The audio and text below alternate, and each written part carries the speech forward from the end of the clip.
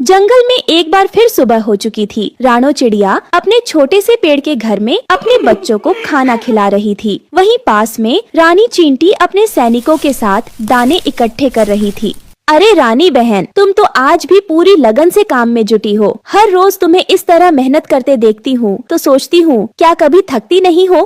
क्या करे रानो बहन, बरसात आने वाली है, हमें पहले से तैयारी करनी होगी। अगर अभी मेहनत नहीं करेंगे तो मुश्किल समय में क्या करेंगे? मैं भी अपने बच्चों के लिए दाना दुनका जुटाती हूँ, लेकिन तुम्हारी तरह इतनी दूर की नहीं सोचती हूँ। लेकिन तुम्हारी मेहनत और लगन देख मुझे भी प्रेरणा मिलती है। फिर दोनों हंसती हैं और मिलकर काम करती है। लेकिन वहीं जंगल के दूसरे कोने में कालू कौआ जंगल की चिड़ियों से पैसे ऐंठने और डराने की योजना बना रहा था।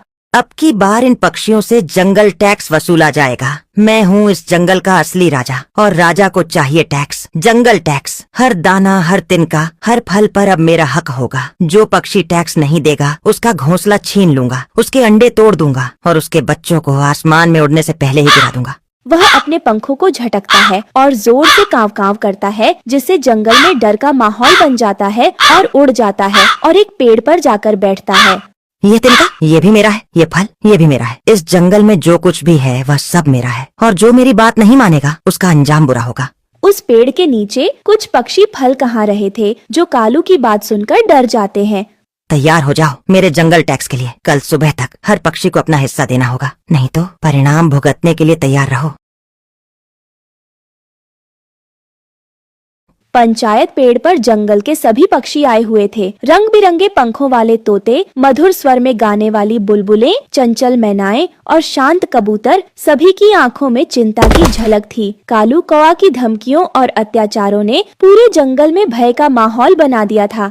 साथियों, कालू कौआ ने हमारे शांतिपूर्ण जीवन को खतरे में डाल दिया है। वह हमसे जंगल टैक्स वसूलना चाहता है और जो मना करे उसे सजा देने की धमकी दे रहा है। हमें एकजुट होकर इसका सामना करना होगा। मुझे भी कालू ने धमकी दी है, वो हमारा घोंसला तोड़ देगा। हमें एक होना होगा, लेकिन कोई लीडर चाहिए। हम लड़ाई नहीं चाहते, लेकिन अन्याय भी नहीं सहेंगे। मैं और रानी मिलकर रास्ता निकालेंगे। वहाँ आए सभी पक्षियों ने राणो की बात पर सहमति में अपना सिर हिलाया और रानी चींटी की सेना ने सुरक्षा की जिम्मेदारी ली। रानो बहन, हम अकेले कालू से नहीं जीत सकते। उसकी ताकत और क्रूरता के सामने हमारी मेहनत और अक्लमंदी भी कम पड़ सकती है। लेकिन अगर हम जंगल के सभी पक्षियों का साथ पालें, तो हम एक मजबूत मोर्चा बना सकते हैं। हमें एकजुट होकर उसका सामना करना होगा।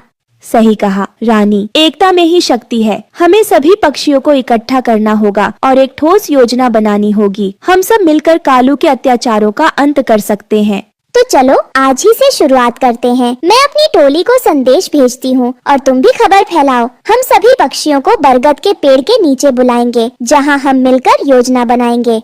बिल्कुल रानी, मैं अभी उड़कर सभी पक्षियों को संदेश देती हूँ। हम एकजुट होकर कालू कौआ के अत्याचारों का अंत करेंगे। रानी चींटी और राणो चिड़िया ने जंगल की हर प्रजाति से बात की। तोते, बुलबुल, मैना, कबूतर और यहाँ तक कि कुछ चूहों से भी। साथियों, कालू कौवा अकेला है, लेकिन हम सब मिलकर एक मजबूत दीवार बना सकते हैं। अगर हम सब मिलकर अपने घरों के आसपास कांटे बिछा दें और एकता रखें, तो कालू हमारा कुछ नहीं बिगाड़ सकता। लेकिन रानो बहन, कालू चालाक है। वह हमारे बीच फूट डालने की कोशिश करेगा। तोता भाई, यही समय है हमारी एकता की परीक्षा का। हम सब मिलकर एक योजना बनाएंगे जिसमें हर किसी की भूमिका होगी। मैं अपने गीतों से संदेश फैलाऊंगी ताकि सभी पक्षी सतर्क रहें। मैं ऊंचा उड़कर निगरानी रखूंगा और किसी भी खतरे की सूचना दूंगा। हम चूहे अपने बिल्लों में कांटे और पत्थर लगाएंगे ताकि कालू को अंदर घुसने से रोका जा सके।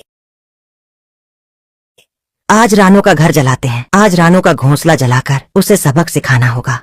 कालू राणो चिड़िया के घर हमला करता है, लेकिन कांटों में उलझकर गिर पड़ता है। सेनापति, कालू पर हमला करो। चींटियों की सेना कालू पर हमला कर देती है। तोते और मैना ऊपर से निगरानी रखते हैं, जबकि कबूतर सहायता के लिए तैयार रहते हैं। अब तुम जंगल के राजा नहीं, चोर कहलाओगे। अरे ये क्या हो रहा है? मुझे छोड़ दो।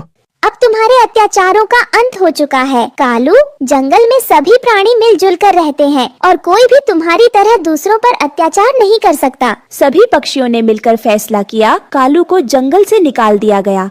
हमने लड़ाई से नहीं, एकता से जीता है। और यही है असली ताकत, दोस्ती और समझदारी। कालू कौवा हार मानकर जंगल से भाग जाता है। उस दिन से रानो चिड़िया और रानी चींटी की दोस्ती पूरे जंगल में मिसाल बन गई। हमारा जंगल, हमारी एकता। जय हो। जय हो। इस कहानी से हमें सीख मिलती है कि एकता में शक्ति है। चाहे कोई कितना भी बड़ा दुश्मन क्यों न हो, मिलकर उसका सामना किया जा सकता है।